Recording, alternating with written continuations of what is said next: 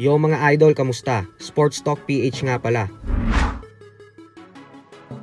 Ang bigating laban, pag-usapan natin yan mga idol. Ngunit bago ang lahat ay huwag kakalimutang mag-subscribe at i-click ang notification bell button for more sports talk. So sa naganap nga po na official and final weigh-in kanina para sa bigating bakbakan na gaganapin bukas sa pagitan ng current WBC Junior Welterweight World Champion Devin Haney at ng knockout artist na si Ryan Garcia, ay tama po ang hinala ni Haney na overweight ang kanyang kalaban. Ito po ay dahil tumimbang si Garcia ng 143.2 pounds. Sobra ng 3 pounds sa 140 pound limit ng Junior Welterweight Division. Kaya naman dahil dyan ay bagamat uusad pa din ang mega showdown nila bukas, ay hindi na po magkakaroon ng chance si Garcia na maging isang ganap na world champion. Kung sakali man po kasing matalo niya si Haney, ay mababakante na lang ang WBC belt. Ito po ang parusa ng dahil sa pag-overweight niya. Kaya naman pride na lang ang ipaglalaban niya bukas. Bukod dyan ay nagbayad na din si Garcia ng $1.5 million o mahigit 86 million pesos kay Haney.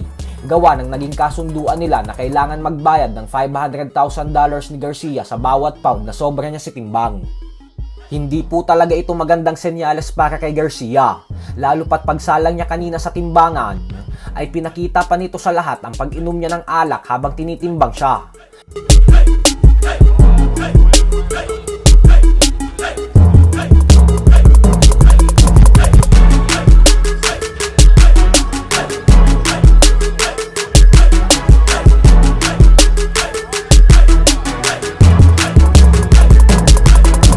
Bukod dyan ay naging mainit din ng husto ang kanilang face-off kung saan nagpalitan sila ng maiinit na salita sa isa't isa. The two fighters before you have met before in the amateur divisions. They are 3 wins each. Never as a professional. Tomorrow night it goes down at Barclays Center, Brooklyn, New York, USA. It's live on the Dome pay-per-view tomorrow night. Nangako naman si Haney na papaalisin niya na daw si Garcia sa sports ng boxing dahil wala daw lugar ang isang tulad ni Garcia dito.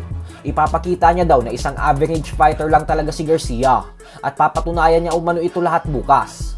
Habang si Garcia naman ay sinabing wala lang daw sa kanya yung $1.5 million na ibinayad niya kay Haney. Gawa ng madami naman umano siyang pera.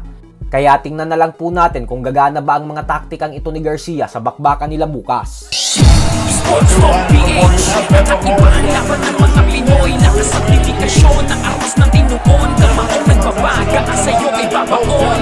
Mga Pinoy na ating pambato ay ipapakita ni Martin Quintano sa Sports Talk PH. Usapang boksingero, laban ng Pinoy, lahat yan ay nandito. Sports Talk PH, mga lakas na yayanin, suntok ng kamaong talagang tumidiin. Sports Talk PH, lahat ay nandito. Mga pinanlalaban ng Pinas na pagdayo, dedikasyon, tapang ang papakita, lakas ng may dating, bilis na pambihira, antibalo bagsak, pag inabot ng isa, ng isang mas solido suntok na